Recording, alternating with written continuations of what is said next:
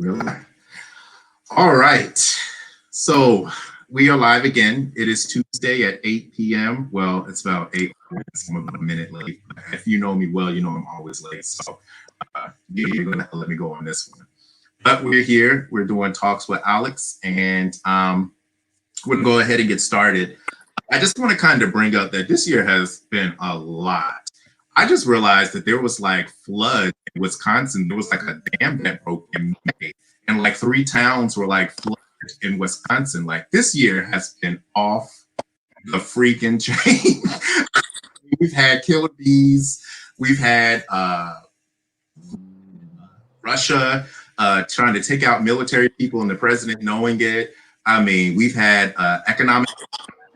We've had a pandemic, and I think I read an article today too that there might be a mutated form of swine flu that may be another pandemic that we need to watch out for. I know that we've had a rebound of the coronavirus. They were like 10,000 cases submitted, the largest amount in one day. That happened like 2 or 3 days ago in Florida. Like we're seeing rebounds of the virus happening everywhere. Like this year is crazy.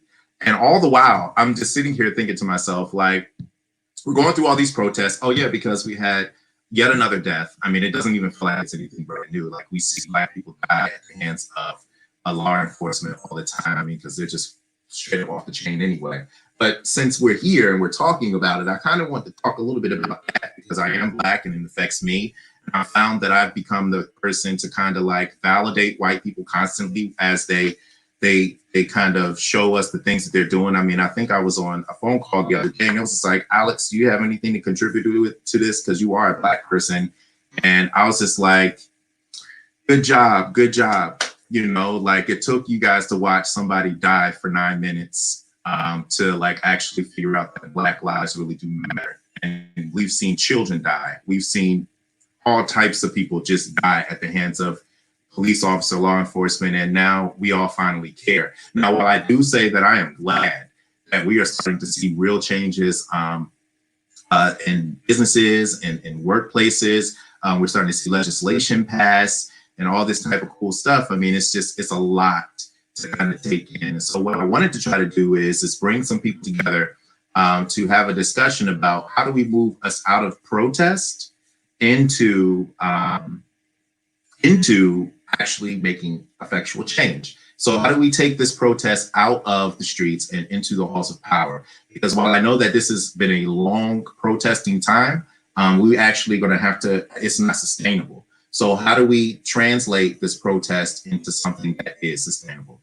So I'm bringing on a couple of guests and I'm excited to bring these people on because I think that they are awesome perspectives. So the first person I want to introduce is Mr. Michael Coard. He's a criminal defense attorney with more than 20 years of state and federal trial experience. He specializes in murder cases and worked at the Charles W. Bowser Law Center after serving as legal counsel for the state senator Harvey Williams. He hosts the radio show Radio Courtroom and on WURD 96.1 FM and the TV Courtroom show on Comcast and Verizon. He also writes columns for the Philadelphia Tribune and Philadelphia Magazine. We also have City Councilwoman Gerly Adrien. She is the first Black Haitian American female city councilor at large for the city of Everett, Massachusetts. She won on Tuesday, November 5th, 2019, with landing in the #1 spot, beating 2 incumbents. We also have City Councilman Tyller Williamson, who is the youngest person to get elected to the Monterey City Council in California. He's also the first African American, and when he took the oath of office on December 4th, he became the first openly gay city council member in Monterey, California.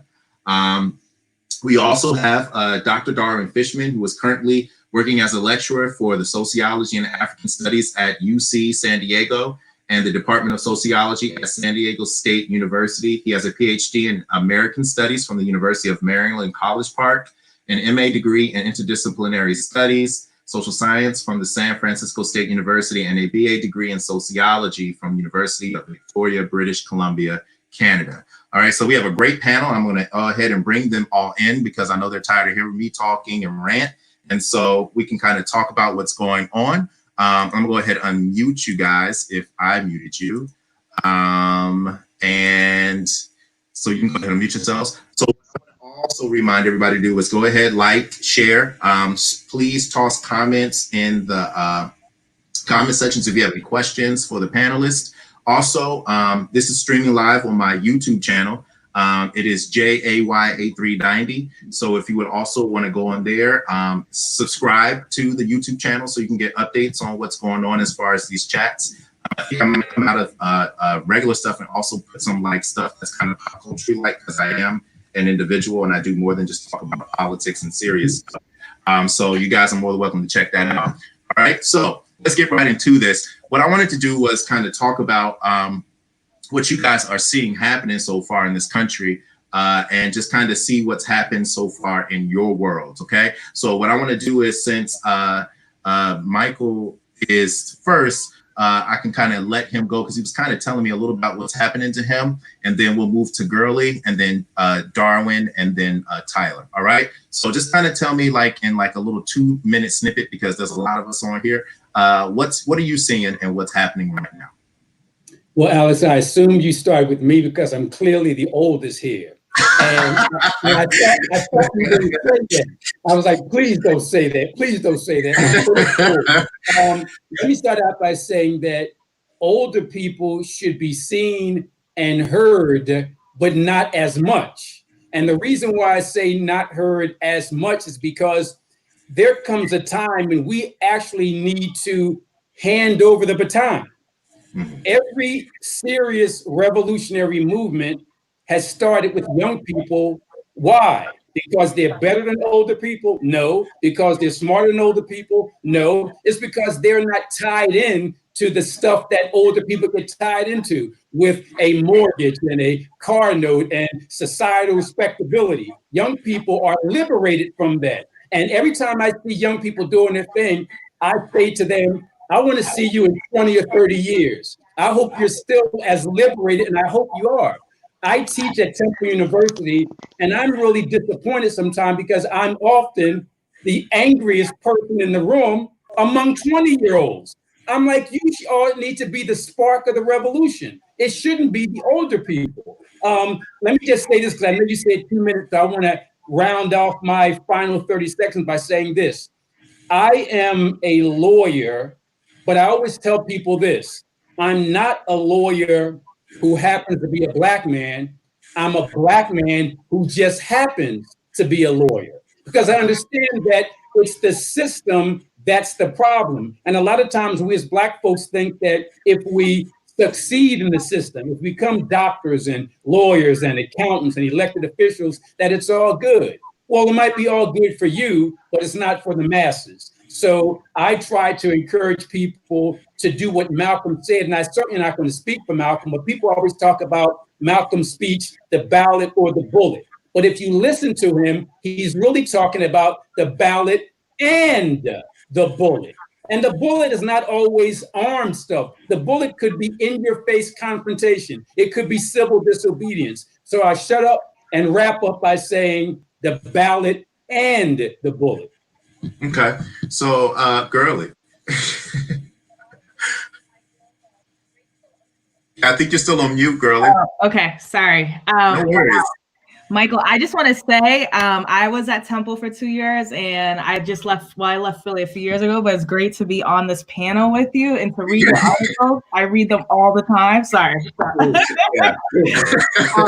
My name is Gerly, Adrien. Just like Alex said, so Alex and I, we met on a campaign for Isaiah Thomas, who's a city councilor in Philly. I was the campaign manager, and I thought I was a great mentor to Alex, but he was also my friend first.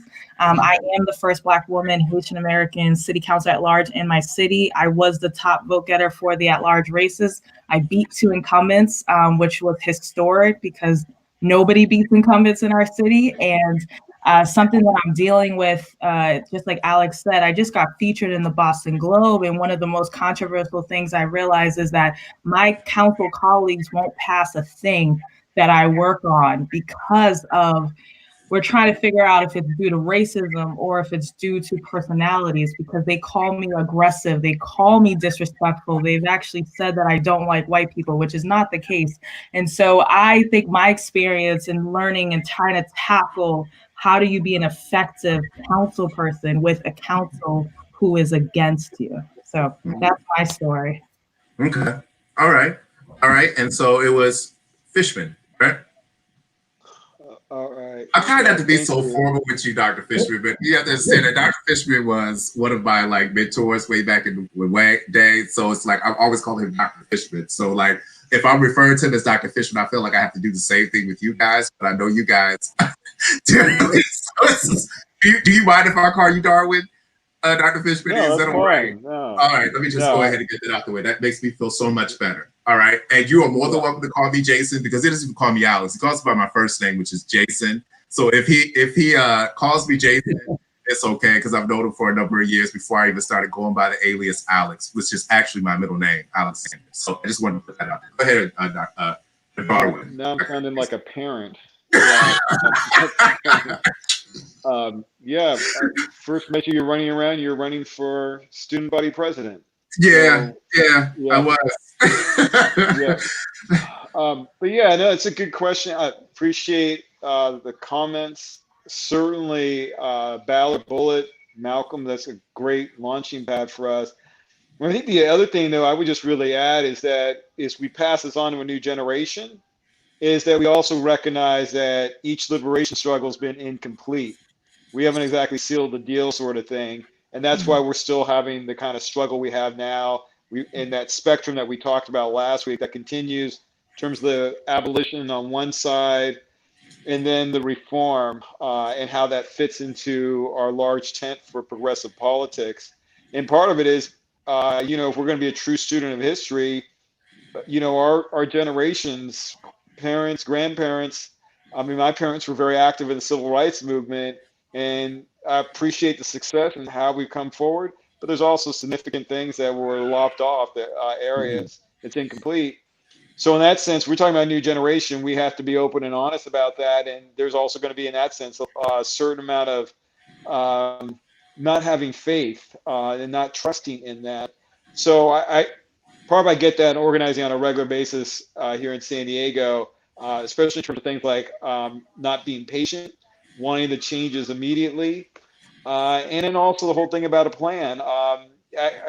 We have to have those conversations about, this is great. We're having this protest, we're having these demos, but no, that's actually not going to mean that the mayor and the city council are going to change their policies, or it's going to improve for our community. And then how do you strategically lay out things like a long-term campaign and try to get us from point A to point B? I said last week, and it really is true, the one campaign that was successful here in San Diego is we finally got the chokehold banned after 3 years of organizing on it. But I know a lot of folks that did not believe in it and certainly weren't feeling 3 years.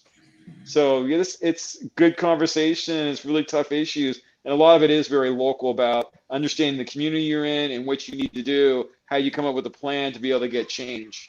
Mm-hmm. Thank you, Darwin. Tyler, what have you been seeing in your council? What have you been seeing going on? So I just want to feed off a couple of the things that I've been hearing already. Michael, I appreciate the comments in regards to younger generations being able to kind of take the gavel and take that charge forward. What I would also add to that is, at the same time, young people need to make sure that they are pushing themselves to reach out to older generations and pull knowledge and experience from them, so that we don't have to repeat the same things from the mistakes that you may have made in the past, right? So by asking, it makes it easier for you all to be able to provide that assistance, because it's being asked for. You're not giving unsolicited advice. So I think that there's an opportunity there for younger generations. The thing that worries me with younger generations is the attachment to social media, and I would just say media in general, not just being attached to it, but the type of media that's being presented to people, which can stretch the truth or alternative facts, and people believe that as gospel. And then we see that we end up electing somebody like Donald Trump because of the impacts of social media. So I think it's important for us to be mindful of these things. And I'll end with that, many of the topics I think that we'll get to tonight and some very progressive topics I'm very much a fan of. But I have to recognize in my position as a council member that I can't just push for every single little thing that I want right now. Because part of it is educating people, and part of that education process requires allyship with others in the community that support that cause, or that are motivated enough to do something about it. So how do we expand that base? And I think that this conversation is very timely in regards to the pandemic, because people do want things immediately, right? They're so tired of having to deal with these constant killings of Black people by the hands of police. But at the other end, you have, politics and government runs very slow and functionally. But I think if we did a better job at activating people in the community and removing some of those barriers that allow people to want to participate in the first place, I think it could help with that need and that drive to want to make government more proactive, as opposed to being reactive and us not actually getting anything done, only these marginal things, and then people don't feel satisfied because the problem is still there. So I'll stop there and let the conversation continue here. I'm excited. Yeah, because I think that you're giving me what I want to need to kind of go back to Dr. Fishman and be like, okay, so you were saying that these movements have happened, right? And we've never really gotten to the point of sealing the deal. I mean, we are here at this point now where we've had steady protests. It seems like we have the attention of massive companies. I just read an article about Netflix saying that they're going to put $100 million into Black banks. And so just a plug out there, that was a cue for me to go ahead and buy some Black bank stock.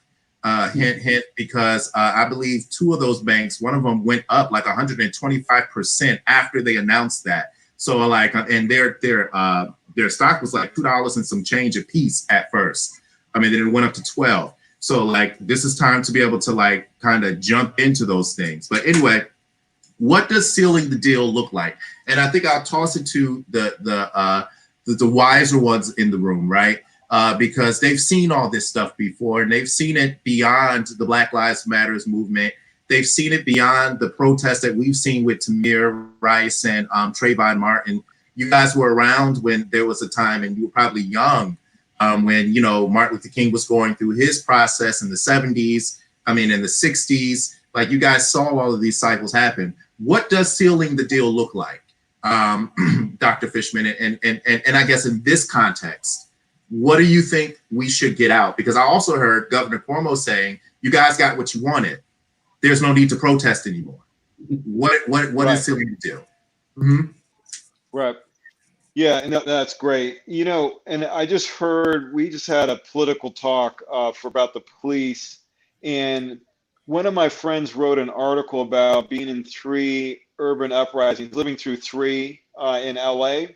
Mm-hmm. And one of the uprisings, 1960s, Watts Rebellion, I just heard someone that was a youth that was in it, and he talked about going toe-to-toe with the police. I mean, in the sense that if you want to talk about, quote unquote, pure abolition, they were trying to destroy the police. And he openly talked about how they organized their resistance and get the police out of Watts at that time, and how many people were killed.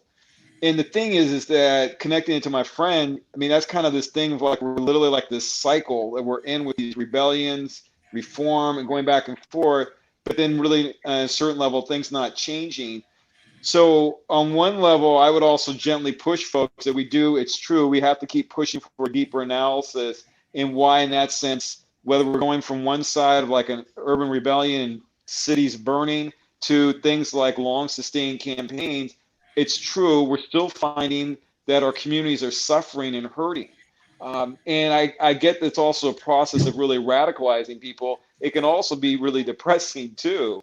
And it's hard in that sense to get folks to get the thing of pacing ourselves, that this is going to be a long-term struggle, and that we have to respect and honor people's different political perspectives, like that unified front, work with others that we might feel are not, as woke as us, sort of thing. And that's okay. And I think to the extent that we can do this in terms of we might necessarily even agree about the endpoint, but that we're in the struggle together. Here's how we're going to organize. Here we're going to respect our different movements. And, these are some of the least the things like short-term goals that we can get. These are some of the long-term goals we can try to work on together, like defund the police. And I think that hopefully is a way that we can go forward. The concern I have is that if we get too obsessed about like a goals and immediately trying to satisfy them, is folks will be like, we're not there, we didn't happen, dropping out, or that they're going to want potentially more escalating in terms of type of movement tactics and strategies that can end up in really serious backlash for us. What do you think, Michael, out of curiosity?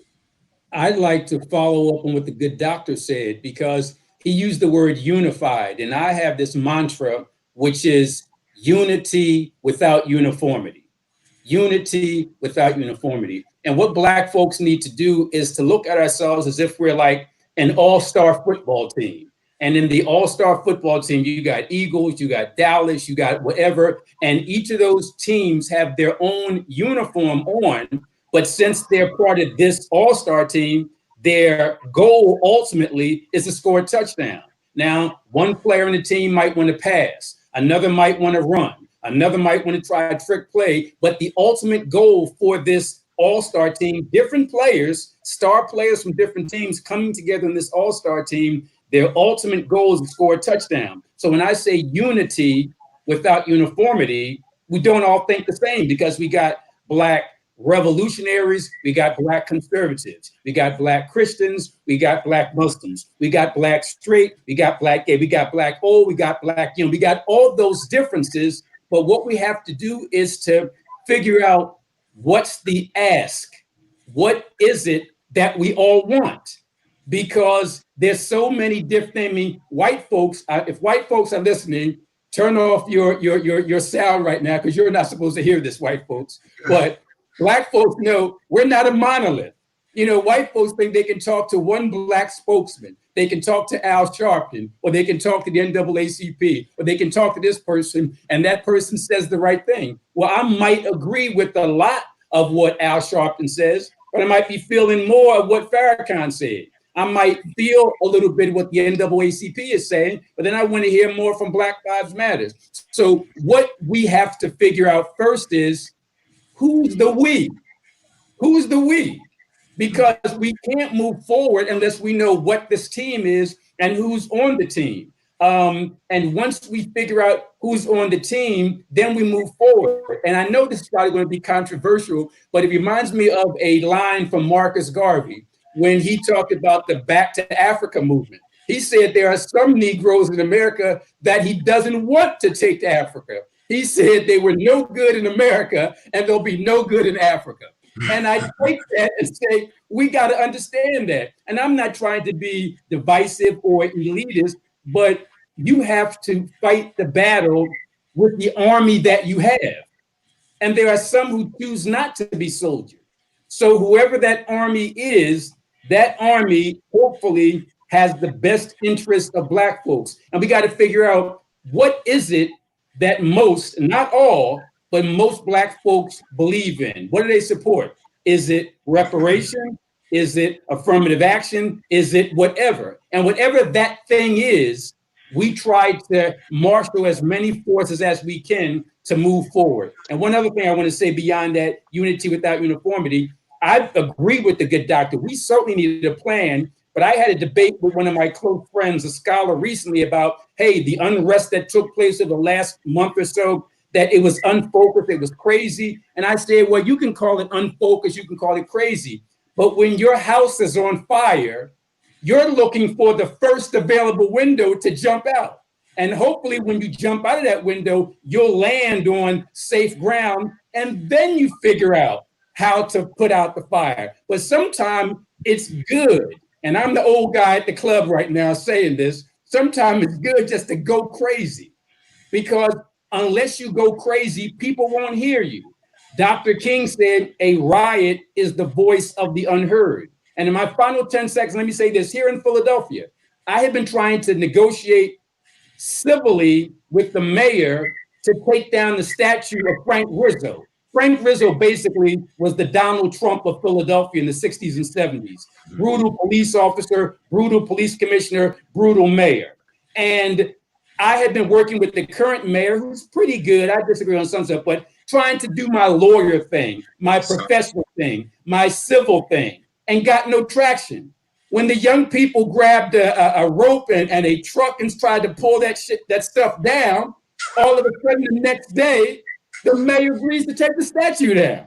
So there's room for craziness. There's room for recklessness. There's room for getting people's attention if they don't hear a reasoned approach like the good attorney, a reasoned approach like the good doctor. We need some crazy people who just go crazy so that we need the Malcolms so the Kings can do their thing.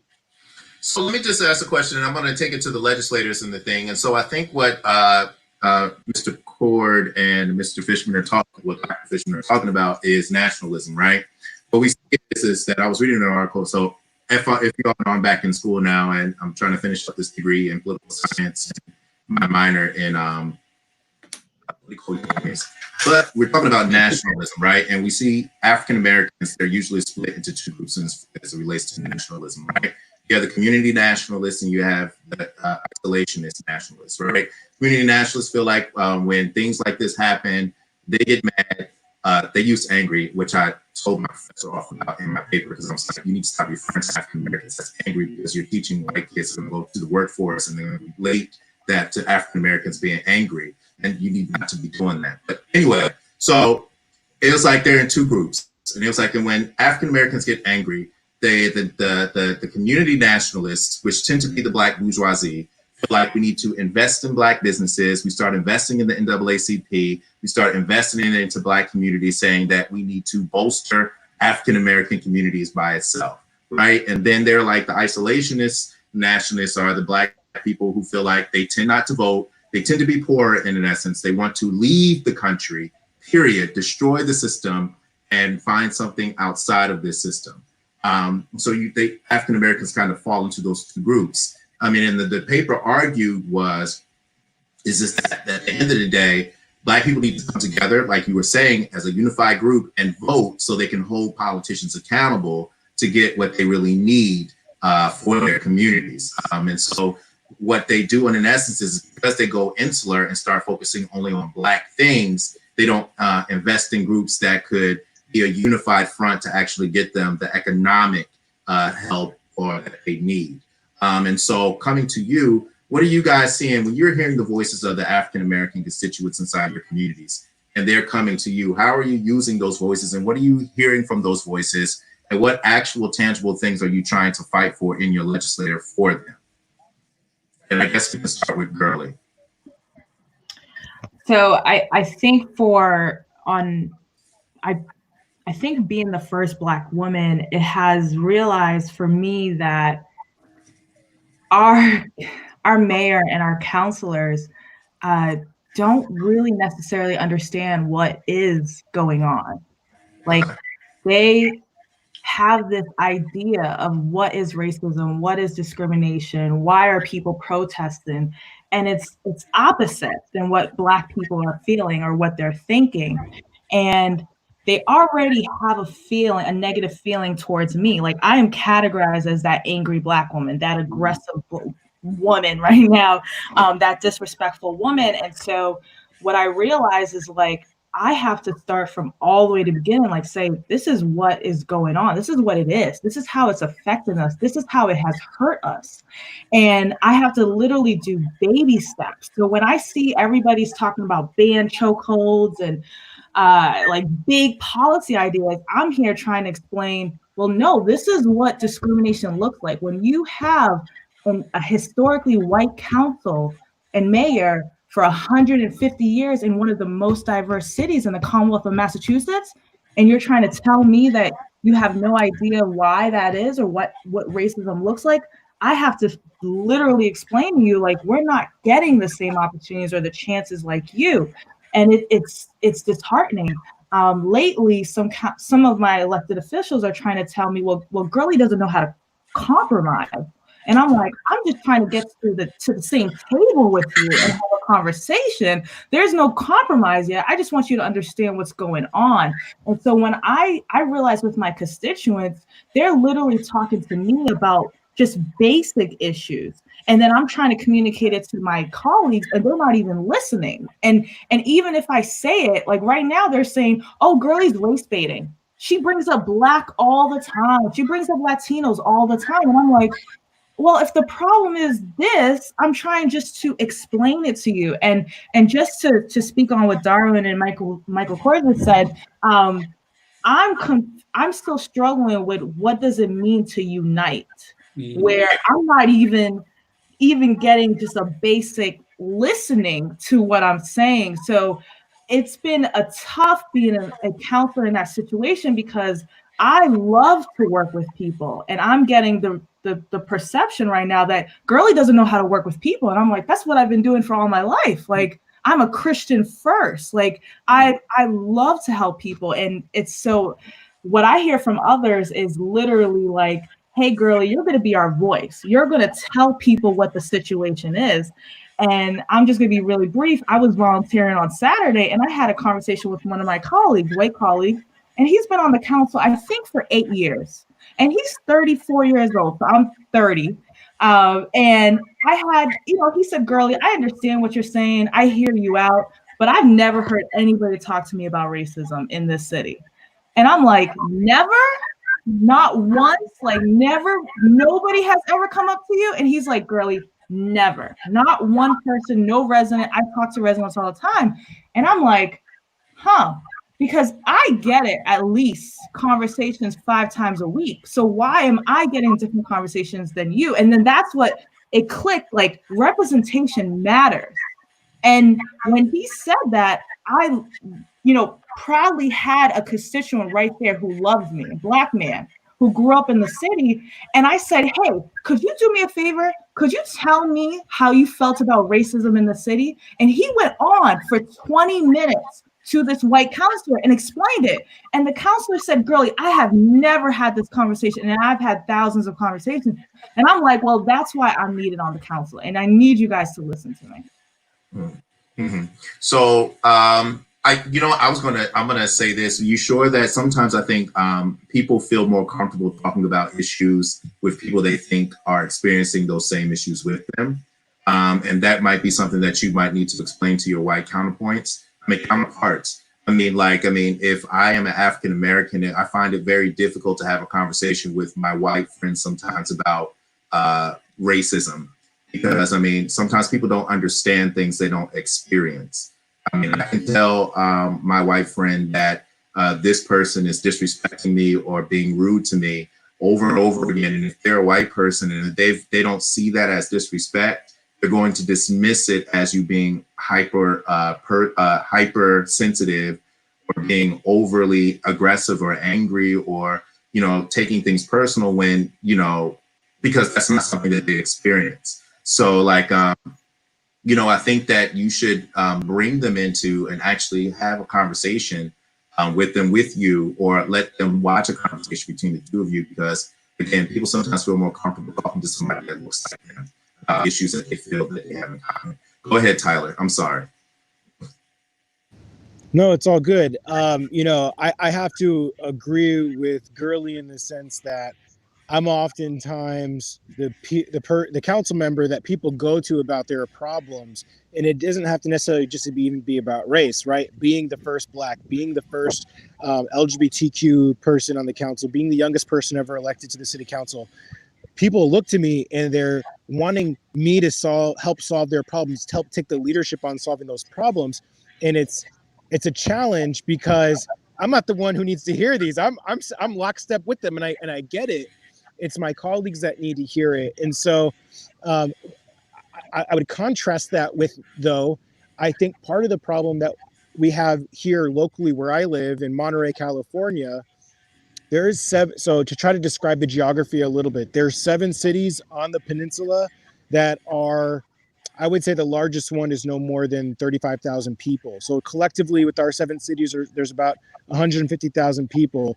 So these small towns, several different city councils, mostly white.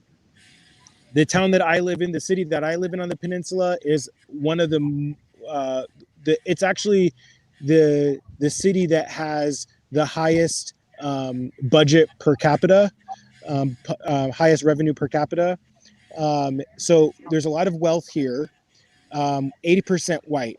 And so even though I tend to be the person that people that come from a disadvantaged group come to, there's still that distrust, right? And I think that because of the power of the position that I sit in, people aren't necessarily just going to trust me because I happen to have the same color skin that they have. And so one of the examples that I'll give is during the demonstrations after the killing of George Floyd, there were some young kids, young Black people in the community that were throwing together a demonstration. And of course, this is one amongst many.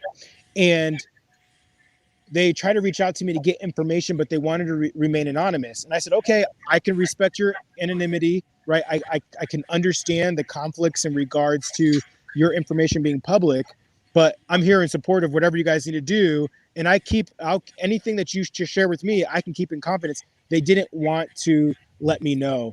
And I mean, on the day of the event, they texted me to move a thing that blocks the street. And I said, okay, well, let me meet up with you so I can get a better understanding of the situation so I can work with city staff on getting that taken care of. I happened to just be pulling up to City Hall where they were all standing. So I was able to make a connection and we were able to do it all. But the point being is that there's this distrust. Even though I'm Black, there's this change that has to occur. And this might be a localized thing that I'm experiencing here because there's not a lot of diversity in the community in the first place. But I think there is really a challenge and an opportunity to create partnerships. And so I want to kind of, I think, connect some of the pieces of the conversation that I was hearing earlier around the need for us to try to get the mass kind of understand what the group of us want, at least not all of us, but a good number of us, so that we can take actionable steps forward. And I think what that really takes is organizing and developing partnerships, and just being comfortable and going outside of your comfort zone, finding other people that may be a little bit different than you to kind of understand what the needs are and how we can find a space to move forward together. So that's a really good point. The funny thing is, for me, I've always thought that was because we didn't have like a set of things that we should pursue, right? Like, for instance, we should go for defunding the police, a specific amount or a specific percentage should go to police of the budget, and then percentages go to other things, or if it's or you guys are now bringing up the problem is that the African American community is just not unified, and then you're going a little bit deeper, saying that there's a distrust between leaders that may be in positions of power and people who are outside trying to advocate for things to happen. If I'm correct in what I'm saying, just kind of nod in my head, because I'm going to toss it to the elders to kind of speak to some of these things, because you guys have been in this for a while. And I mean, we all know that whole concept of all skin folk are kinfolk, right? And then, but this is what we want. We want young African-American leaders. We want leaders who have wisdom, who know the community, who are a part of the community, who represent different communities within the African community. We have somebody who's West Indian African-American, and we have somebody who's LGBTQ African-American, and these people are in positions of power who can make real change. Where do you think the disconnect in trust happens, and how do we rebuild that within the community to make stuff happen? And I'll toss it back to you, Michael, because it seems like you do a lot of work around this with the media and communication stuff that you do. One of the things that I make sure that I do in terms of working with activists, especially young activists, just like I do when I meet my clients in criminal cases, when people feel that they're being listened to, then you can get more out of them. usually as a lawyer and an older lawyer, my clients don't want to tell me everything because they think I'm going to judge them. And I'm like, whether you robbed the guy or shot the guy or sold the drugs, I'm not going to judge you. I need to know that so that when I go into the courtroom, I can put on the proper defense. But if you lie to me and I believe what you tell me, then I'm going to be ineffective. And when I'm talking to younger people in the movement, if I come in like I'm this wise old elder and this is how we got to do this and it has to be done this way, well, out of respect to me, they might do that, but they're not really feeling that. And nothing has changed. So I think one of the reasons why younger people and like Tyler just mentioned, don't trust those of us, quote unquote, in power is because people often say, I can't believe what you say because I see what you do. I see you as lawyers, Black lawyers, but what are you really doing? I see you as Black professors, but what are you really doing? I see you as Black elected officials, but what are you really doing? So we, older folk, I'm speaking for myself because the good doctor is much younger than I am, but we need to make it clear to younger people that not only are we tolerating their position, but we're actually listening. And I have to admit that at times I'm guilty. I just left a protest a couple hours ago, and it was pretty much an open forum where they were allowing anybody to get on the microphone and talk. And I'm like, what the hell are they talking about? It's not making any sense. But that's me, the old guy, who has been where they've been, and I'm able to learn more. So I should, instead of me saying, what the hell are they talking about? I'm like, wow, when I was 20 years old, I would have never gotten on the stage and talked about problems in the community.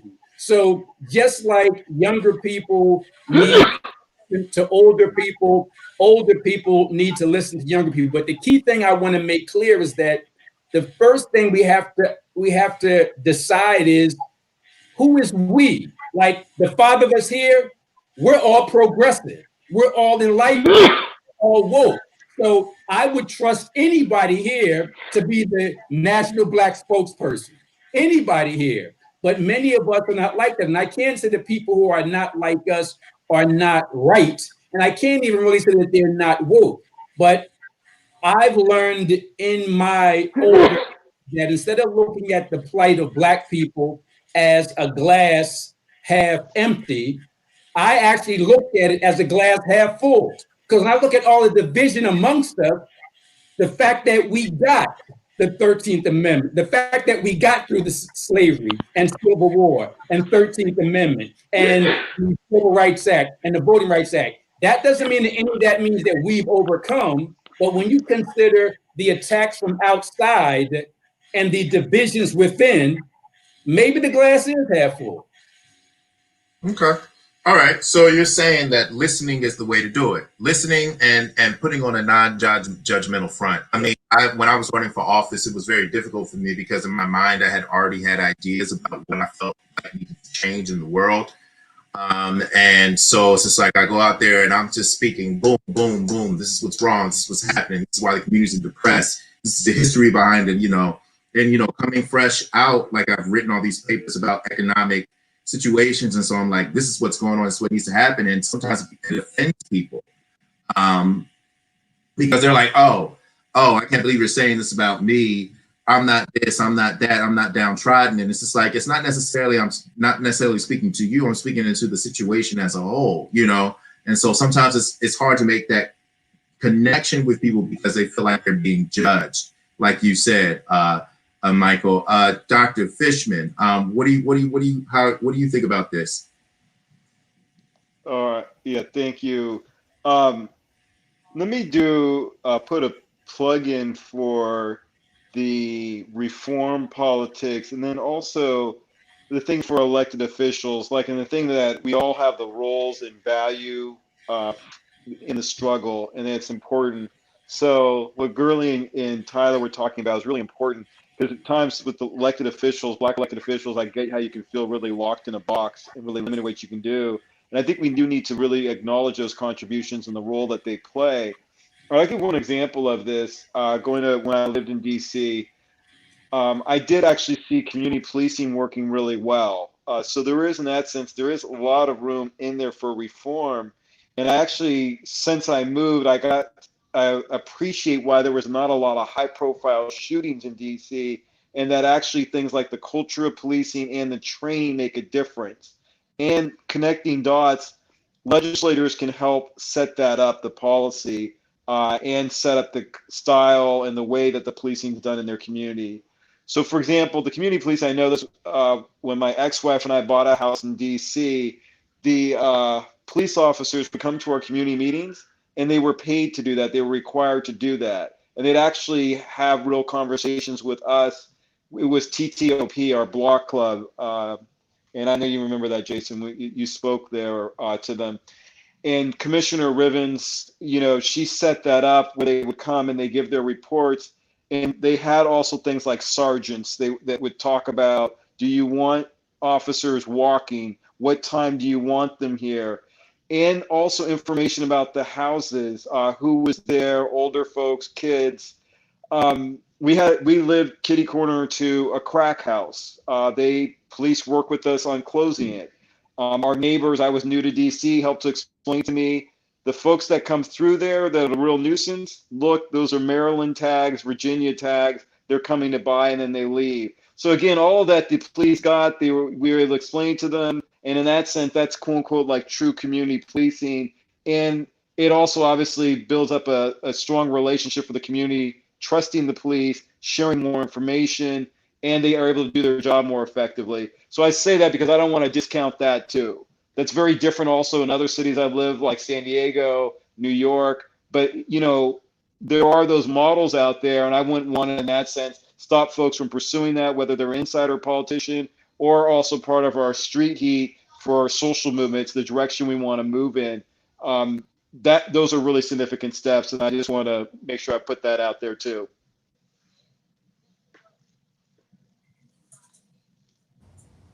You're muted.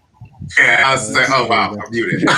It said you're muted, big letters across my screen. That's funny. So you're saying that we need to find ways to connect everyday people and put them in spaces where they're able to communicate with elected officials, right? So it seems like spaces. Go ahead. I'm sorry. Well, yeah, and also the what elected officials can do, and that's being significant. We don't want to suggest that because they're locked in a box like with elected officials that there's nothing that they can do. That some of the reform work we refer to as, like, for example, as reform work really is significant. And especially you get into things like what I was saying about policing, and I'm sorry if that didn't come across, but there are police forces, there's a much better culture, they're less likely to use deadly force, they're less likely to have situations where officers are responsible, like in San Diego, for killing multiple people and still working. So things like discipline actually work, oversight work, and that really does, elected officials play a really critical role in then the type of policing that's conducted in the community. Alex, if I could jump in for a second, and it kind of just goes back to the question that you really were asking me before in regards to action here locally. So we just had to amend our budget, and there was a big effort locally to try to take some of the funding away from police because we were seeing cuts to our library, rec center, and museums by upwards of like 60%. But then the police department was only being cut 8%. And so, you know, I think realistically, people were pretty upset that these services that take a more proactive approach towards solving some of the problems in our community are being so dramatically cut, even though it made sense to a certain extent because the brick and mortar of those services were being closed. So you can't have people go into the library. You can't have people go into the sports center because the sports center is closed due to the shelter in place order by the governor. So to a certain extent, it made sense. But at the same time, these people, like our librarians, can provide services to the community virtually, or, you know, there was things that we could have done, but it was just really challenging to be able to push that. And I think that there's opportunity as we move forward. We're going to host some community forums so that we can do a better job at listening to the community about what those needs are and what that looks like.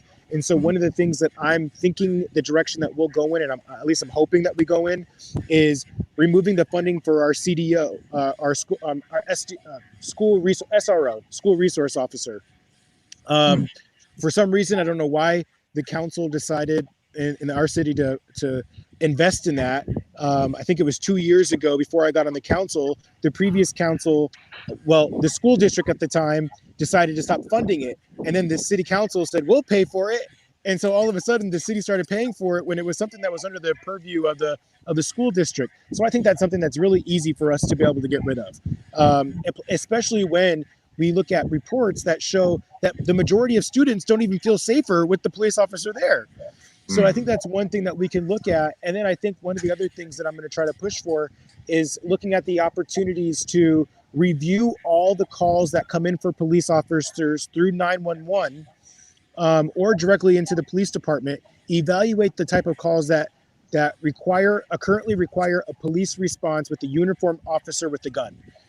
Let's look at those calls. Let's look at those categories and let's determine the ones that do not require a police officer to show up. Can we get some kind of alternative service provided, like a social worker supporting homelessness issues that are prevalent within our community? There's alternatives that we can do so that we're not dependent upon our police officer to solve all of our social problems. And yeah, I just want to say, like, I actually, since last time we met, I love that idea so much. I put that on the council, and happily, I thought that was such a great idea, and I thought that was a good first step where I could show you guys, like, hey, maybe, because I can't defund the police in Everett. Like, that is not even going to be a conversation. Like, the mayor did a video about why he's not doing that. And I knew there was no way I was going to be able to pass that. But what I did try to do was I held a virtual hall meeting and I had graphics of the budget. And I said, hey, you guys, look at the human services budget. Look at the public safety budget. Like, and see what people are going to be able to come up with on their own without me saying it. And I think that was a lot more positive than me saying, defund the police. And when you mentioned the 911 calls and I talked about it, I heard a council colleague say, maybe that could help reduce the budget in the sense of having more social services. And I was like, whoa, this is great. Like, so that's going to go to the Public Safety Committee. And I hope that comes out into real great works. But I was like, that's something I could do for my area as a way of saying, like, let's look at what we're spending and if we're spending it the right way. I feel so fortunate for these types of moments. Just real quick, I feel fortunate for these types of moments because there's a space for collaboration. And yeah. I'm not sure if yours is the same as my council, but this is a part-time gig. So I work a full-time job and I'm doing this. It's supposed to be part-time, but it's another full-time job for me. But I wish there was a space for us to be able to have a group where we could connect with on a regular, I don't have that time in my schedule, but maybe the times it might be something that could be appropriate, because I think being able to hear these different ideas and we can all take from the pool what works best for our communities, I think it would be a really great way to be able to advance the issues. Yeah, and I was saying that's one of the reasons why I wanted to bring Dr. Fishman and Michael Coard, because, they're sitting here and they have a wealth of knowledge of things in the past. And that was one of the reasons, because I remember from the last conversation, Dr. Fishman actually started detailing things that we could actually do. But I think it got kind of watered down because I was trying to not get the conversation mired in policy, because I knew the young lady that was on the call then wasn't really policy wonky-ish. And I really wanted to be able to keep her engaged in the conversation. That's why I decided to bring it back to this, because I really wanted the opinions of Michael and Darwin to kind of come in and kind of give stuff like that. Because what I did, Kenya, and I'm just going to kind of, because I was kind of writing some of them down. One, changing the language of this being riots to rebellion. I think that one is a really, really good idea, because it kind of takes the negative connotation out of what is really happening. This is actually a rebellion. They're not rioting. And I know that some words sometimes scare white people, to kind of deter them away. And we really kind of need to remember that sometimes when we're trying to make things happen. But outside of that, we were talking about banning chokeholds. I think that that's something really simple. And the president actually did it through an executive order where he banned chokeholds, and he also created a registry for police. We were talking about moving funding because Gerly was just saying that she showed the human resources budget and she showed the security budget, was it? The public safety. The public safety part of the budget, and then spoke about like, look, you see that one side is really bloated while the other side could use some more. So shifting funds from one side to the next. As far as defunding the police, like I know in Minneapolis, they completely abolished it. And they're going to a community policing format, which is going to be really interesting to watch happen. You're talking about winding down the police in schools. I think that might even be something in a lot of inner cities, because I remember going to school when I was in Petersburg, Virginia in high school, and we were walking through metal detectors and we had police in the schools. And so like kind of bringing down that type of security in schools, specifically that are predominantly African-American, which is getting them used to being in the prison industrial complex and interacting with police. And then also the 911 calls idea, which I think is absolutely amazing. And I actually was watching something on the news talking about how police officers are really just kind of always responsible for everything that happens. And there are no social workers or therapists that could actually be going out there and helping with some of these 911 calls, because you can't just use force for everything. Michael and Darwin, I just want to kind of toss this back at you. It's like, what other ideas do you think are practical ideas that could be soft touches that could be passed, but also could have really serious effects in these legislators that are predominantly white? And what do you think is actually good that they could actually take back to their legislators and actually do? Right. No, I think you nailed it. I mean, and I think that's, and what Gerly and Tyler have said is exactly right. I mean, again, how do you get from point A to point B? If defund the police is a non-starter, use different language. That's fine. Reallocating funds. And I think the other thing I would say in terms of the policy part is like the model is San Francisco with non-emergency calls, not going to law enforcement. So again, you don't have to say defund the police, but to me, that's a radical transformation if you literally stop sending the police to non-emergency calls. In San Diego, it was extraordinary. We just passed on the county level. We made this new emergency crisis team that will take, similar to San Francisco, non-emergency calls dealing with mental health. And we have a huge homeless population here. So that's a radical transformation, because ultimately, if law enforcement is not called out in those situations, of course, less likely to use force, less likely to use lethal force. And I think in that sense, that can be done in white communities, Black communities.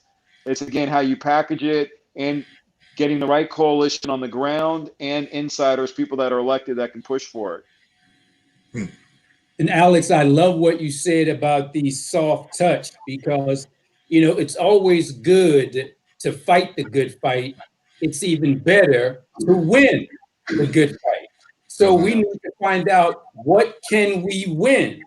And I think we got to start by, and I certainly understand, we all understand what defund the police means, but a lot of people think it means that you take every dime from the police, like they don't have anything, they don't even have uniforms anymore. That's what many people think. So we need to be clear what we mean about defund. And I wrote an article here in the Philadelphia Tribune where I used the phrase defang the police. And when we talk about defanging the police, we can say, hey, I understand that police departments across the country, about 8,000 of them, since the 1990s, they've gotten $7 billion worth of military equipment. I mean, stuff like rocket launchers. What police department needs a rocket launcher? So if we begin, and I think everybody, I see your expression, Alex, and I see Tyler, I think everybody will respond like you two, like, what? Police departments got rocket launchers? Every person, Black or white, would be like, no, we can't have that. So the soft touch is, let's defang the police and cut all that out in terms of that military equipment. And very quickly, and I have to run in a couple of minutes because I got something else scheduled, but I want to say this final thing. You pointed out about the fake orange president in the real White House. You called him by a certain name. I don't even acknowledge him. His executive order was BS. First of all, he makes it seem like, and many in the media reported, that he issued an executive order ending chokeholds. He did not, because the small print says, asterisk, unless the officer feels it's necessary in certain situations. Well, that's every situation in the mind of a police officer. So it looks good in large print, but he really didn't do anything. And regarding that national registry of police misconduct, that has no teeth, because what you got to say to the states and to the cities, you got to say this: hey, if you don't document the abuse and the misconduct, and if you don't give it to me in the federal government, I'm cutting off federal funding. Just to tell them to give you the numbers and not have any force behind it means nothing. So I never miss the opportunity to bash the fake orange president in the real White House. So before I end it, I had to say that. But I love what you said, Alex, about that soft touch. Again, it's good to fight the good fight. It's better to win it. Let's win some small ones and then move up. Okay. All right. So, I mean, I think that, I think that's really what gives us that win, right? That's the sealing of the deal, right? Because like, if we can see a really effective change happening in legislators and the state levels, and I think that Mr. Michael Coard just kind of brought that in, where there are things that you can take that happens nationally and kind of take it the extra step locally, right? Where you can say, okay, police, you are held accountable to this thing. If you do not report these numbers, we will take funding from you on the local level, like to kind of give it teeth, right? The teeth that the president didn't do. And I'm not sure if that's something that you guys could do in legislation, or if that's something that you could take the extra mile, or if that's something that will be taken from your cohort. Two, I think I like the idea that Gerly submitted to her council that they kind of shot down, was creating a committee on race, right? I believe that was something that you were trying to do. I mean, I'm kind of a groupie a little bit, and I just kind of wanted you to talk about that a little bit, Gerly. What were you trying to do when you were, what were you thinking about when you were talking about that? And I'll give this to you too, Michael. If you have to run, thank you so much for being here. I really appreciate it. I kind of want to let this conversation continue going. I would love it if you could come back at some point. I definitely will reach out again. All righty. And Alex, I do have to run, but what I want to do is I want to steal all three of your guests. I want them on my radio show. So I can get them from you and have them on my show. I'm serious about that. What I'll do is I'll shoot you all of their emails so that you can connect with them. And I believe that they will probably be more than happy. I mean, I'm speaking for them. I mean, they're right here, but. Yes. All right. Thank you all very much. Great job, Alex. And let me know when I can come back. Yes, sir. I will. Go ahead, Gerly. The committee. Mm-hmm. Yeah. So something I thought would be great was because I was starting to get some. So after George Floyd situation had happened, I thought the mayor and I could do a vigil. And when I started telling people, like, we're going to stop racism in Everett, we're going to hold a vigil, an online vigil, join us. And people would text me back like, Gerly, racism will always exist in Everett.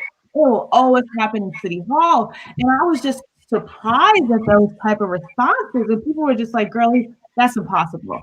And so I thought about it, and I was like, you know what? We really need to have a special committee on the council that can hold the mayor and City Hall accountable on making sure policies, hiring practices, city contracts, the police policies, even ticketing and towing, like, look at all of that and evaluate and make sure it's equitable and just for everybody. And I thought, let me ask this to the council president, who we don't get along at all. I was hoping that because of all that was happening across the country, I could get my special committee. And I sent the email and I got no response, of course, for 2 weeks. And I decided, well, I'm gonna put it on the city council agenda. And so I did. And surprisingly, that same day of the city council meeting, an hour before, the mayor announced a diversity advisory board. And it was going to do the same exact thing that I wanted to do. So I was like, what? Like, that was smart of him, right? To come first. And I was so disappointed. So I was like, man, I really need to strategize. What is the difference between my committee? Because I already know my council colleagues are going to be like, the mayor created something, Gerly. We don't need duplicate of yours. So when it was time for me to speak on the council, and the council president said, girl, I didn't respond to you because I wanted to hear the council colleagues' input. And when I heard all their input, it was basically, Gerly, the mayor has something, why is yours so different? Why should you have a special committee? And I explained, I said, the mayor's is an advisory board. They're only going to last for about 120 days. The way the mayor set it up was that we would send a police recommendation in 90 days, and then the hiring practice to City Hall in 120 days. And I said, man, you can't combat racism like 10, 20, 50 years in 120 days. That's crazy. Like, that is impossible. Like, we need something that is all year round, where the committee on the council can hold everybody accountable, especially the mayor. And the advisory board doesn't have any power. There's no charter power. There's no real sense of urgency with them. And so I said, this is different. And I wanted to be chair. And people said that was selfish. But the reason why, I'm the only Black councilor. Like, I'm the only out of everybody. Like, I should be the chair. And I just thought that was I thought that was easy. And it failed. I was the only one who voted for it out of 11. Like, I was shocked. And I said, all right, you know what? I tried. I hear you. Wait, so the mayor brought it forward and he didn't vote for his own thing? No. So the mayor did his own separate thing from the council. Like, I wanted a special committee on the council. The mayor decided to have his own advisory board. I'm on that board, right? Like, it would be smart to have me on the board, but he didn't make me the chair. So basically allowed him to have control over it. Exactly. Exactly. Hot mess. Yeah.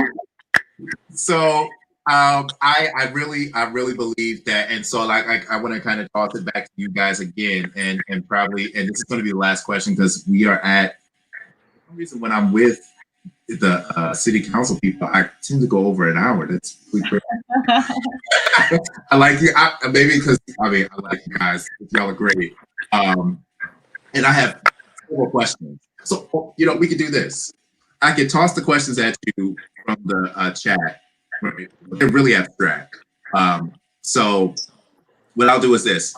I'll toss a question at you. If you want to answer the question, you can say I'll answer. If it's like you feel like everybody else does, you say I'll just pass on the question. Okay. I'm going to toss these questions. They're really abstract, and then I want at the end for you guys to let them know again how they can connect with you and how to follow you. I think I might be able to toss the article across the screen so that people can see it streaming across when we're talking, so they can see it, or I could just put it in the chat.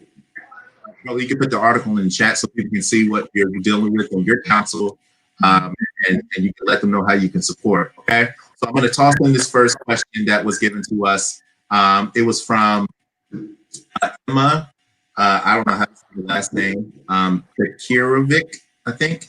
And so they're saying, what are your thoughts on this? So if you think of capitalism as racial capitalism, then the outcomes is you cannot eliminate capitalism, overthrow it without the complete destruction of white supremacy or the racial regime under which it's built.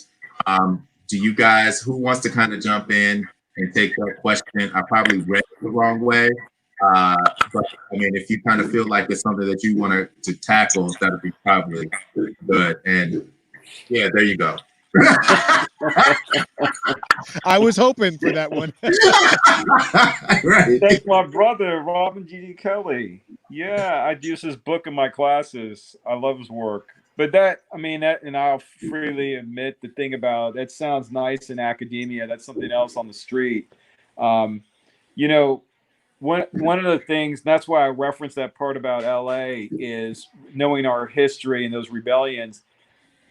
Those folks that, and some of them are still alive. There's a chunk of them that are still alive that did take up guns, and they did. It's a asymmetric warfare. So they did take on the police, and you can talk about that's a anti-racist, anti-capitalist movement. But also on a certain level, if we're going to be honest, it also failed. So you got to draw those steps in the sense that historically, and we get it out of the U.S., those movements, first have been successful, they have been violent. If we're going to look at things like how they threw off apartheid, a lot of blood was shed. Thousands of Africans were killed as part of it, as well as whites. So, I think that it's hard because there's a certain appeal of the rhetoric, and I worry about that because it doesn't necessarily translate into what has to be done on the ground. And things like the state police, the force that they have. So I think that we just need to be really clear about that and what the end goals are if you take certain paths, certain routes, and especially what it's meant historically. Yeah, I was. It makes me reflect back to the conversation that we were having with the Republican councilman from Cincinnati, and I realized that he was really speaking from an isolationist point of view of nationalism, and it's just like, sir, like you're saying you don't want anything from the government, you don't want any of these things from the government. How are you going to create an economy where we are very much so intertwined? And then two, what is your plan? They're like, burn it down, get rid of it. But what is the alternative? And how does socialism thrive in its own space in a intertwined capitalistic society? So actually, like you said, these things are cool and great, but there's a lot of thought that goes into it that I don't think people who are in the active space is really thinking about. Because it wouldn't necessarily work here in the United States, right? Does anybody else want to kind of jump in on that? No? Okay, great. Then move to the next conversation. The next question is, and I think this was more directed at Gerly. It's from the same one, Marlena. She was like, did the constituents, did you kind of put it out to the constituents to do, and did they speak about this, or did they support you in creating the committee, I guess, on Councilor? So I think the constituents definitely wanted it. I think they were like I'll tell you guys, my constituents love the fact that I'm on the council. I'm asking the right questions. I'm holding people accountable. That's why people are calling me aggressive a little bit too much, but they love it. When I put out ideas, I do seek input. And I think that's missing in a lot of the policies. It was just sad when my council colleagues were just like, and I think this again goes back to personal feelings on the council. Like if I put something up, they reject it, they attack me. So I think that's something I'm trying to maneuver and strategize better, because I want to be able to get things done. I don't want to say throughout the end of the year, like, yo, I put up 120 resolutions and ordinances and 0 passed. Like, that means nothing. Yeah. I'm just curious, too, like, are you able to really galvanize people to come? Like, do you guys, like, when you are trying to push something or an agenda, like, I know sometimes when you're watching movies, like, they bring all these people into the council meeting and they're like, yeah. And the council members standing back like, yeah, you all have to do what I say. Is that something that really happens in real life, or is that just what we visualize or conceptualize in movies? I'll speak from my circumstance. So it's so I'm going to describe the dynamic real quick. So again, it's a very wealthy community. It's a pretty wealthy community. One of the things that I ran on was affordable housing, and how I had to communicate that to my constituents, which are generally older folks that come here and retire, or maybe lived here their entire lives, but were able to, acquire their parents' property when they passed. But even then, it's kind of hard because this is probably one of the highest cost of living in the entire country. And so it's very expensive. There's not a lot of young people here. I think the only thing that keeps young people here is that there's a college in town. And then what I would communicate to the residents, again, older folks, when I would go knock on their door, is I would say, the only way that your children will be able, or grandchildren will be able to stay here after they graduate high school, or even if they stay long enough to go to college, is if 1, you're okay with them living with you into adulthood, or 2, you're wealthy enough to help them find a place of their own. But other than that, you're not going to find young people. So all that to say that there's just not a lot of young people in this town. And so to try to galvanize that community is very challenging. What's also interesting is because it's so unaffordable, we actually see something around 63% of the population are renters, which is actually opposite of what you see in the average community within the United States. So with that high population of a rental community, you would think that there's an opportunity to capitalize on folks that are from lower income levels. But the thing is that you have to understand how the rental community work. People usually move from one place to another. They don't stay too long. They don't get embedded into the culture of the community. And so it's really hard. And they're working probably one or, 2 or 3 jobs. We depend on hospitality here, tourism industry. So it's very challenging here to motivate people enough to get them to come out and show up to a council meeting. Sometimes it works, but when the way that you're thinking about it, or as you're describing about it, as it is on the movies, I haven't had that experience. I will say with me, ever since what happened, so basically, if you guys ever watch, my council meetings are so interesting. They're like 4 hours long. Usually my council president is attacking me, being disrespectful. Then I'm starting to yell at her. It's like a show. And what people realize, and they've been streaming them online, people are like, this is entertaining. So people are now starting to pay attention. I do let people know that there's council meetings, and now I'm trying to force people to say, don't email me. Email the other council colleagues, and I'm starting to see that because I see when the other traditional voters email the other councilors and they do what they say. So I'm like, you guys need to call those people because I listen to you, but those don't even get to hear you out. So I'm realizing that is my focus for the next 6 months. I'm going to start getting people to show up, make phone calls, emails. This is not a joke because people's lives are all literally in these these policies that we need to change. So and I think that might be the key then, right? Is to kind of bring that protest into council meetings, bring that protest into these spaces, say you need to send emails, you need to be able to do something. I know that Tyler was talking about the whole social media thing and how we need to kind of rethink how we use social media, or how that, because there's a lot of misinformation being used on there, but media is also a great platform, not only social media, but email technology is a really good space of getting those people who can't necessarily be present physically to be able to send their messages in loud and clear.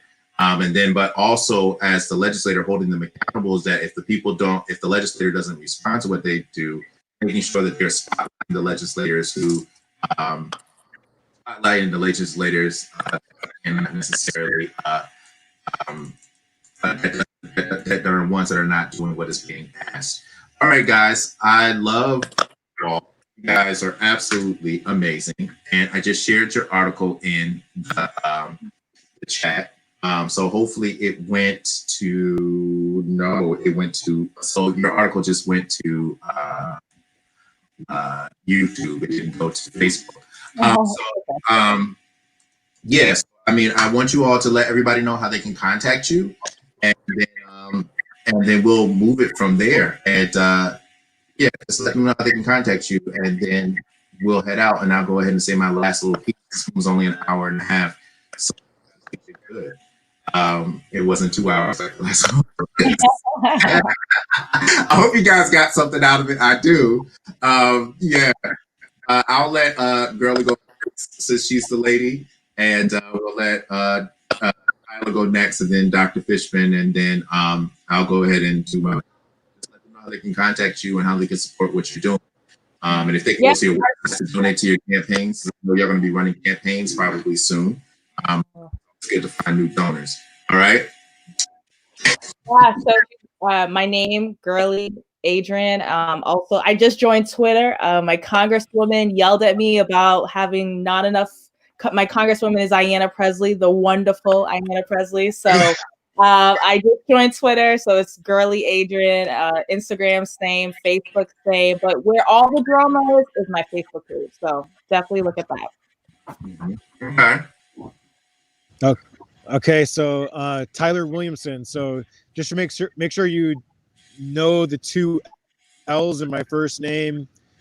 I know it's weird, but yeah, Tyller, last name Williamson. So that's my handle for Instagram. For Twitter, it's Tyler4, the number 4 Monterey. And then Facebook is Monterey City Council member Tyler Williamson. So that's how you can find me. Okay. All right. Since my other hat, I have the public position. I'm a professor at San Diego State University in sociology, so it's easy to find me that way. And then on with Facebook, it's through organizing Racial Justice Coalition of San Diego. Facebook, we have a whole thing of videos, activities, events. There's a whole lot of stuff about Racial Justice Coalition in San Diego. So those are the easiest ways to find me, contact me. Okay. And I mean, just to kind of put it out there, if you are on Facebook, when I shared the event, I tagged all of the pages. So Tyler's council page is on there. Gerly's council page is on there. Dr. Fishman's Facebook is on there. And what I'll try to do is shoot the San Diego Racial Coalition on there also. So you guys can see that and connect and see what they're doing out there. It seems like you guys are now new. Michael Coard is now a new fan of you guys. On the show, what I'll do is I'll share you guys' information with him. I mean, you all's information, because I'm told that I shouldn't be saying you guys because it excludes females and they them. So you all's stuff on there, and we'll go ahead and connect that way. And it seems like everybody's kind of falling off anyway, so this is a perfect time. Thank you, Gerly. Thank you, Dr. Fishman. And thank you. All right. So thank you. Appreciate it. Yes. So now we have come to an end of another cool show. I mean, I love Gerly, Adrien. I love Dr. Fishman. I used to have the biggest crush on Tyler. So like all these things, it's like, it's great to see. And Michael Coard, I respect him so much. I can't believe they came on my show. Yeah. I can't believe he was on my show. So like, I'm glad about that. It was a great talk. I just kind of want to leave you all with this. This whole concept of riot and rebellion. I think that it's really important that we make sure that we change language if we're trying to make sure that something really happens. We need to make sure that language is the right language is used as we're trying to achieve the goals that we want.